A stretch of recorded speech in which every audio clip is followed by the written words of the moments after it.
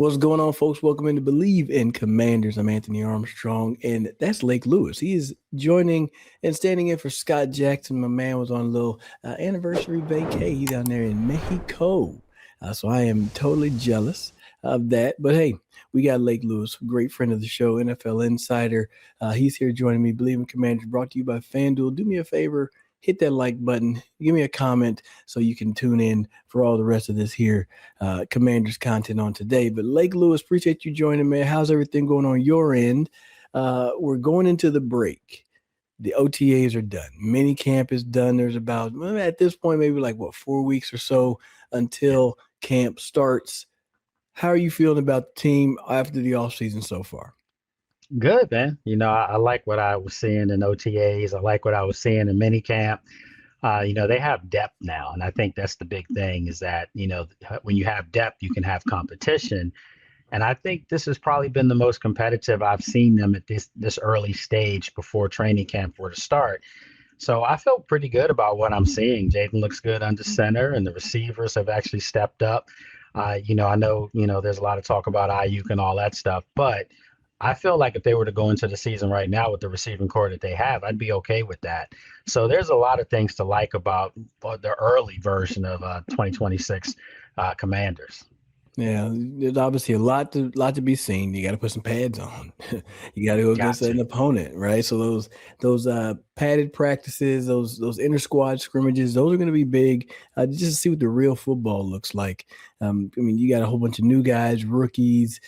Undrafted cats that are here. They're making some splashes, making some noise, but they have not gotten into the training camp. And I know that was always the big it was always like one other thing that you had to prove yourself with, right? Whenever you're up there, they're like, okay, cool. Can they do it from the workouts into just getting on the field? Can they do it from OTAs into minicamp? And now they got to be able to carry that thing over into the training camp period. So I guess coming out of all the OTAs, what do you think is something that you would think that they need to work on coming into training camp? That's a great question. It's just more or less, Anthony, coming together, gelling, you getting used to each other's, the guy to your left or to your right might be a different person from last year. So you have to know what their tendencies are. So I would just say the small nuances of being a team. But from a talent standpoint, they've got some things that could hide some holes, and we don't know what those holes are yet because they haven't been in pads, as you said. And even you can say this, being a former player, that training camp, you still can't get too high. You can't get too low because you're going up against guys that kind of know your tendencies and kind of know your playbook as well. But they have these joint practices. They have two, they have one against the Dolphins and then travel up to Baltimore to Owens Mills, go up against the Ravens. To me, that's where you're going to start to see who's who and who's what, because you're going up against someone that's trying to prove themselves for the other team, and you're not going to have the same looks twice. So to me, I think that's when you'll find out some things. But as far as what can they do better from a team standpoint, again, I would like to see them come training camp have that intensity that I've seen during OTAs and minicamp, because we know last year, I'm not saying it was lax because it wasn't. They were working hard, but they were working hard with not having that chip on their shoulder. It was working hard with kind of feeling like maybe we've arrived because what they did in 2024. And Jeremy Reeves, a friend of yours, guy said, listen, I didn't realize, and a lot of people didn't realize they were no longer hunting. They were the hunted. So now going into this season, that's what I want to see. I want to see them have that edge and feel good about themselves going into the season. Man, the NFL is a league where they're gonna get back. They're gonna figure out what you did well, and they're gonna find a way to shut it down. And if you don't adjust, if you don't make the change, if you aren't willing to make the change, then you're gonna continue to hurt. Now, yeah, you mentioned last year a lot of it was injuries, but even in that DQ interview with CBS Sports, he was mentioning there's a lot of areas where they had a step back in performance, right? A step back in performance. And I know, for example, for one of them, I'm looking at the running game. So we'll talk about how this thing is pretty competitive. There's 0 Commanders over there on FanDuel for player props. They have 0 Commanders on the list for rushing yards for the year, right? So you can't even say, like, they even have the Giants up there for Jackson Dart, right? So he's going to get over under 425.5. No Commanders on there at all. My question is this. With this system, obviously 2024, they had 2,600 yards rushing, over 500 carries. 2025, they lost about 40 carries and almost 400 yards rushing and losing 0.3 yards per carry. How do you see this running back room working out to get more out of the running game if that's going to be a commitment this season? Well, I will say that those numbers are kind of skewed because we all know a healthy Jayden Daniels makes up the majority of those yards. You go back to 2024, he was their leading rusher, so a guy that, had 800, 900 yards on the ground as a quarterback. So you add that to the group, this is going to be one of the top 5 rushing teams in the NFL, when it's all said and done. Ironically, Anthony, they were last year with a injured Jayden Daniels. So I would say that out of the running back room, you want to see the next step with Bill Croskey-Merritt. That's first and foremost. You want to see him. We saw flashes last year, Dallas game, he breaks the big one. You saw some times where maybe he missed an assignment, so he was still learning and growing. But I think this year is normally the year with running backs. The second year, third year is when you really can see what you have. And all you have to do is look in Detroit at Jahmyr Gibbs. I'm not comparing Bill to Jahmyr Gibbs because he might be the best back in the league. But you saw him sharing carries. And then you started to see in the second year, he started to get more carries than Montgomery. Third year, bang. And then obviously Montgomery's gone now. So if you can see that kind of progression from Bill, it would be a great thing. And then, of course, you think about the fact they have Rashad White now, who is a veteran. He's a pro, a guy that can catch out the backfield too. So, some people might look at that, Anthony, like it's going to cut into Bill's production. I don't look at it that way. I look at it like it could help his production because he can stay fresh. You can get different looks from him if they're both on the field at the same time. And again, all of this falls back on Jayden. If you get, 16, 17 games from Jayden, the rushing attack will be just fine. I have no worries whatsoever about that. Man, what do you think about the young guy out of your Penn State, Kaytron Allen? I know you got to get that in there. How you feel about him? I feel like he's a guy that could, I don't want to say shake things up. I think he's going to make the roster. He's going to have a body type and a running style that's necessary for this team. But where do you think he could make some noise and find his way to the top of this running back room? I don't think that's going to happen, at least not right away. Do I see him getting more touches as the season progresses? Absolutely, I do, because he's a tough in between the tackles runner. And I know people talk about Bill and his speed, but people don't realize Bill was running tough between the tackles too last year. He really was. Rashad White can do it as well. So to me, it's going to be tough for Bill to take reps and carries away from those guys or receptions away from those guys. But I do think that he could be a great short yardage guy. You might have a 3rd and 1 or, 3rd and 2 or a 2nd and 1 or whatever, 2nd and short, and you can give him the ball. You just don't want it to be so obvious. If it's 2nd and 1 and here comes Kaytron Allen, you're probably going to run the football. So it depends on how David Blau uses him in the offense. But to answer your question, yeah, I think that he ultimately will be their 3rd back. But I think when the season starts, he's probably going to be their 4th back. One of those veterans between Jeremy Ford and Jeremy Ford. Jerome Ford and Jeremy McNichols. Yeah, I think one of those guys could be in trouble. And it's not going to be one of those situations where fans are going to be like, "What are they doing?" This team's going to have some of those good problems that the good teams have, where you may have to move on from a player that fans were liking because there was no one behind that player. When you have depth, there are going to be some surprises. There'll be some surprise cuts, which means that these guys are just going to practice squad. That's what they do nowadays. Yeah. At least they have a place to stick in that extra practice squad space, man. I know that the vets are not upset about it at all. Keep you on a team, keep you in the system, rather than having to come back home because you can't replicate anything when you back at the crib. You know what I mean? You trying to play ball, can't nobody throw the rock. Like, You know, golly, come on. You trying to get a it, 6-year-old to throw you the ball, man? it Like, come sounds on, like man. you wish those were the days when you were playing, when you were Hey, first coming bruh. into the league, man. Can you Dog, imagine? dog. I can tell you, man, the scarcity of the practice squad spots back then, it meant something. But now to be able to be a vet and be on practice squad, I think it's strategic, and I do think it's probably a play for them to help grow the game globally and continue to add more games Yep. abroad because Yep. you're gonna have to have more bodies available. So I don't know. I'm 43 now, so maybe I could get on there if they catch me before 45. You know what I mean? Maybe we can make a comeback and get out Could you there. run a Maybe 4-4? Could you run a 4-4 I right now? I feel like if I go out and train, like I haven't really sprinted like that, but I'm in shape. I feel like I should be able to get not too far from a 4-4, but if you give me just a little bit of time, I'll be able to clock that 4-4, maybe even faster. Hell, why not? Right? Why You not sound put a little like speed Daryl on the Green. outside?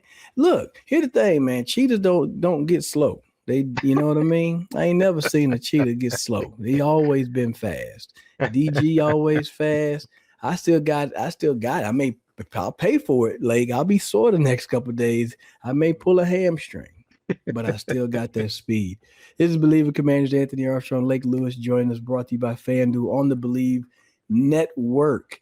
More of those FanDuel odds that we were referring to earlier. Earlier we were talking about rushing yards. This one is comeback player of the year.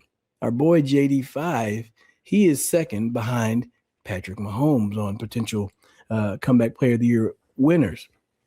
Now, my question is this: who or what position group has to be on their A game for Jayden to win that award? It's easy to say the offensive line, right? But I thought the offensive line was one of their strengths last year, believe it or not. I know they moved on from Tyler Biadasz, and now Nick Allegretti more than likely will be your opening day starting center. And Jayden's under center now, so a totally different dynamic. But for me, I think in order for him to have a successful season, I think it's going to be on the other side of the ball. I think the defense has to be able to give him opportunities with short fields and not have, Jayden have to play Superman to pull a game out like he had to do in 2024. So if you can create turnovers on the defensive side of the ball, you're giving Jayden the ball. Let's just say you get a turnover and now you get the ball and you're at midfield or you're at the 40, your own 40. I mean, you don't have to do anything but maybe get two first downs. You can kick a field goal at worst. But those extend drives and those give him a better opportunity to put the ball in the end zone, rather with his legs or his arm, which will help him get that comeback player of the year. So I'm going to go defense. I like that answer. Little curveball there. Lake Lewis gonna always give you a slightly different perspective, but it makes a lot of sense because you look at last season's defense, 451 points against. That was 27th out of 32. That's way at the bottom. You don't do well when you're in that situation. It forces you to be one dimensional. We mentioned the 40 fewer carries. You got to think in 2024 they had a few more times where they were ahead. They were able to close out some games. But I do like that answer for the defense because I do feel like what they say, if you want to help your quarterback, get him a good running game and then also get him a good defense. So if we give him the ball back, you should get yourself at least a better performance from a man. But for me, my person is the offensive coordinator. That's who it is because I think I thought about that. The coordinator can protect the player by play call, right? They can get them out of some things. They can help him get into rhythm. They can say, hey, maybe we don't want to come out and throw it right away. We want to run it a couple of times, try to establish the run, try to call some counter punches and give Jayden some easy layups so that he isn't trying to make big time throws every single time he's dropping back. There's no point to have to run a 3rd and 20 dagger and him have to be on his game when everybody knows that is the route that's coming. So if David Blau can attack defenses with variety, different areas with different people, it's going to make things easier on Jayden. And I think that could be where he gets his comeback award right there, just simply off of the fact that, one, he'll be available, right? He'll be on the field. And then his performance is going to rise. So give me David Blau as the ultimately most responsible for that one. Yeah, I don't have a problem with that. I actually think that's very astute of you, as always, but again, they're going into a new system, and it's a system that's, should help Jayden's game elevate to another level. And a lot of people are, fans out there are like, oh, this might set him back. All he knows is to be, in a spread or pistol shotgun formation. And like, not true. Most of the time when you're younger, and you remember this growing up, playing football, your offense was probably behind center. That's just how it was. And then not really until like 2015 and college football started doing it all the time, and it really expanded over the last decade. And I understand, you want to give young quarterbacks an opportunity to come in the league and see some success. So they run a lot of plays they're familiar with coming from college if they ran that kind of system. But it also doesn't give you the creativity. When you're behind center and you turn as a quarterback and your shoulders turn to an edge rusher or anyone on the defense, you don't know if the quarterback's going to hand it off. You don't know if they're going to fake bootleg, put the ball on their hip. You don't know if they're going to play action. You have no clue what they're going to do. And I think for Jayden, just the fact that he's so dynamic and all of the above, which he can do, it just makes his game even that much more smarter. So it's gonna be interesting to see what David Blau does with him. But I can tell you from what I've seen, Anthony, in OTAs and minicamp, Jayden looks really good under center. He looks like a natural at it. Obviously, no pads, no tackling, none of that stuff. But when you see something special, and he's special. Yeah, he really is, and I love the marriage, if you will, between Blau and Jayden, and it's very strategic that DQ kept Blau around because those are 2 years of experience with Jayden rather than it being a fresh and brand new coordinator. Because you think about trust and having to build, earn the trust from a player to a coach. Rather, a coach has to earn the player's trust. Be like, why are you calling these plays? It's like, dude, you're only 30. I don't know you. There's a whole bunch of questions that could be there. And then hiring David Blau from inside the building, I think, is absolutely a very smart move, very strategic in that regard. Let me see here. I want to pivot. I'm gonna go back to college, NFL supplemental draft. It just came across my screen. They're not doing it this year. The quarterback down there at Texas Tech was playing, wasn't playing, got in a whole bunch of trouble. Supplemental draft. You think it's a good idea that the NFL saying we don't want to mess with this drama? 100% I do. And fans have to realize supplemental draft isn't every year. If I'm not mistaken, the last time they had a supplemental draft was 7 years ago. So it's been a while. However, it's for special circumstances, not this special. And that's why they ultimately said we're not doing that. And let's face it, Anthony, although the league gets a lot of money from the DraftKings and FanDuels, which we all do. I heard you plug it. I mean, that's what we do. But you're not allowed to gamble on it.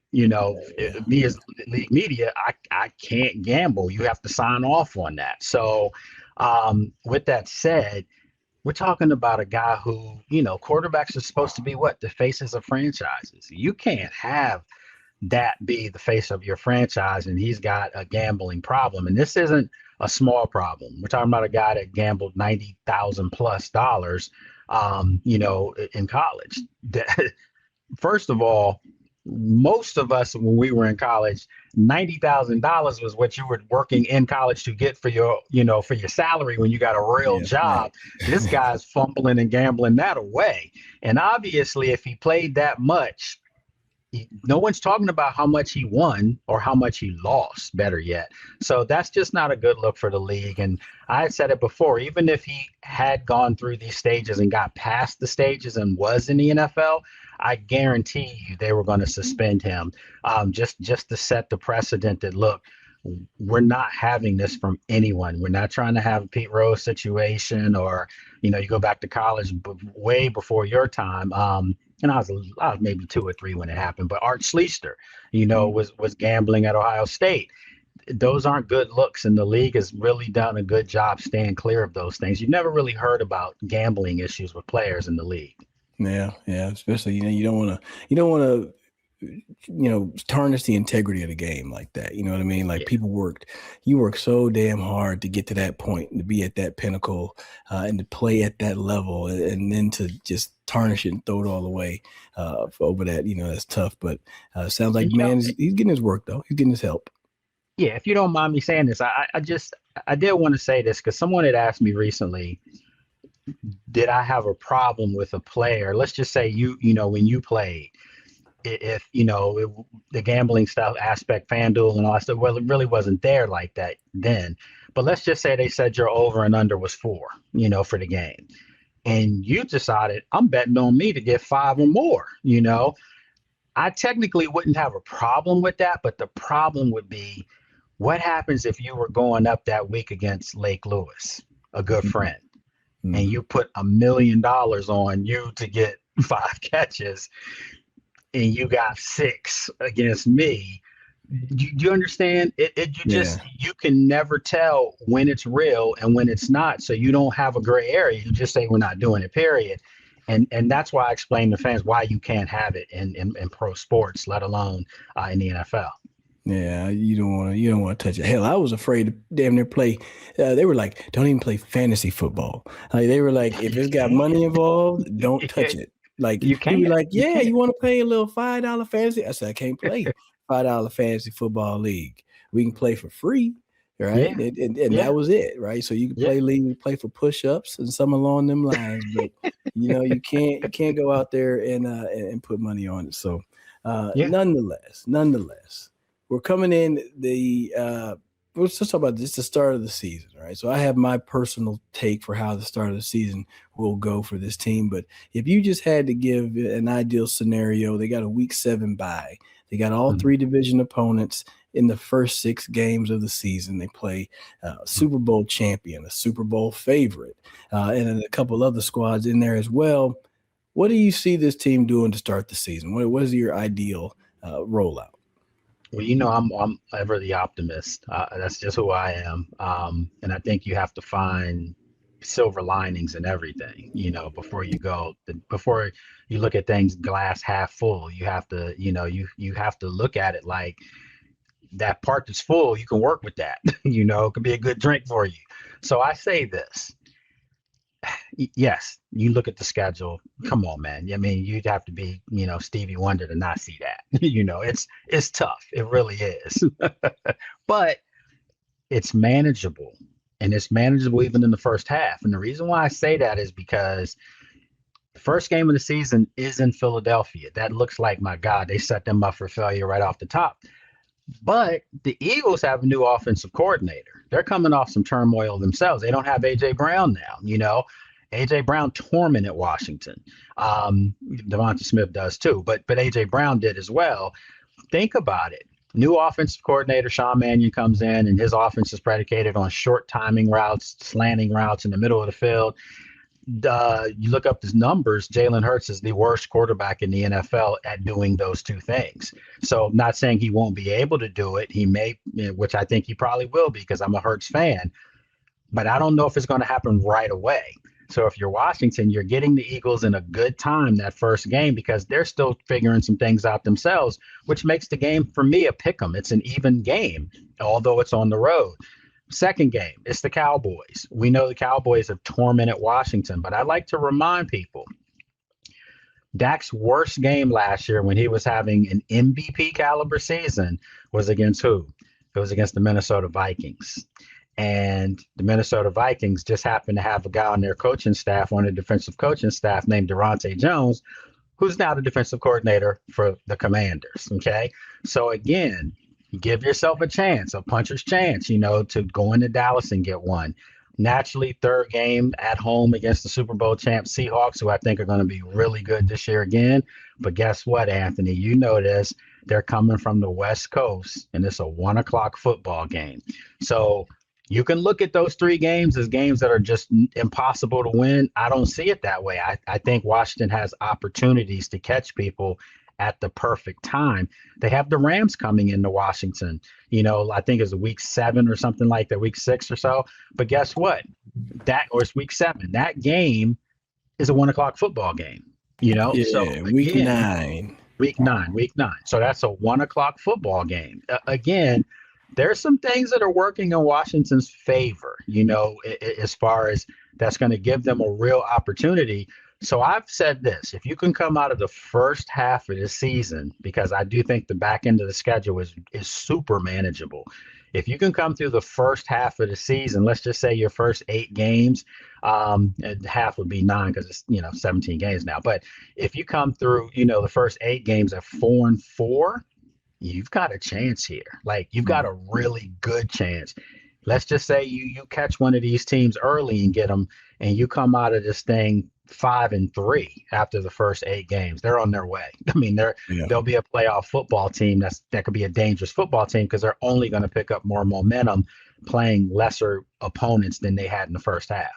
Facts. Yeah, I'm in agreement with being positive and then having a strong start to the season. And my biggest take was the fact that they'll be 3-0 in the division by their bye week. I think that's a key. If you break it down just to 3 games only, beat your division opponents because they have shared opponents of San Francisco. Like whenever Washington will be playing Tennessee, I think Philly has San Fran.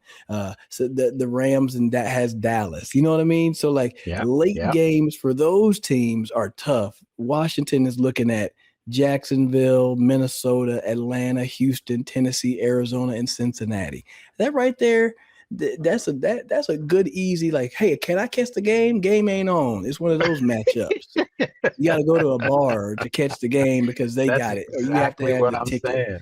So take nothing away from those teams because those teams feel like they can be playoff caliber teams, but realistically, that half versus the first half, there's no comparisons in schedule strength. Yeah, 100%. Man, that is Lake Lewis. This is Anthony Armstrong. He's been joining me here on Believe in Commanders. Hey, for what it's worth, all this scheduled talk right here, week 1 matchup, you could bet on it if you like on FanDuel. They are 4.5-point dogs. The Commanders are on the road. Hey, but can they take advantage? It's not bad. It's a little more, it's like a late touchdown or something like that, but it's within striking distance. So it hadn't moved. And then they also have wins all the way as low as 5.5, high end 7.5. I think they can beat the 7.5. I think both those are wrong. Yeah, exactly. I do too. I think that the odds makers are just leaning on the fact that the team went 5-12, but they haven't really dug in deep to realize what's up with these squads. But nonetheless, Lake Lewis, tell the folks where they can find your content and check you out.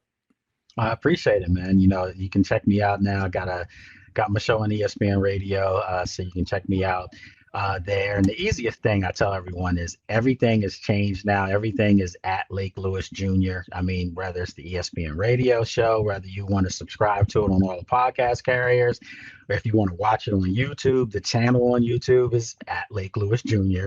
So I tell everyone, just check me out there and you'll see all the stuff that's going on. And then also on Tuesdays on ESPN, of course, I have a show with Trent Scott. So Trent is kind of stepping into the role that we used to have, where he, mentioned, he wants to start thinking about obviously football, but there's life after football, and he's always wanted to do media and stuff like that. So I'm helping him, and he referenced you. He saw the stuff that we've done together. So that's what's up. So the team is giving me the luxury of doing the show live on ESPN Radio from inside the bubble. So it's pretty cool. We've had several players come out, with Trent, Josh Connolly Jr., Andrew Wiley, Jeremy Reeves. They've all come out and done the show with us. So nice. Yeah, man, we're gonna have some shout fun. Shout out to you for doing that, because it's for anybody listening. I started with Lake when I was playing. He was at Sports Journey, and we had the show on Tuesdays. We'd go around to all the different restaurants, and man, it was a vibe. We used to pull in crowds. We had all type of people just showing up. It was a really cool experience. So I'm appreciative of that. Glad to see you still doing it. Tell Trent to come on over here on the Believe in Commanders, man. Come holler at, man. I'll text him as soon as we get off, man. Yeah, I'll text him as soon as we get off, man. He loves that stuff. We can talk O-line, man. So we can go through that stuff there, man. But nonetheless, let's get up out of here. I'm Anthony Armstrong. That's Lake Lewis. This has been Believe in Commanders on the Believe Network, brought to you by FanDuel. So do this favor. Do it for me. Share this with your mama and tell your mama that you love her. I'm good. Y'all be good. Have a good one. Peace out.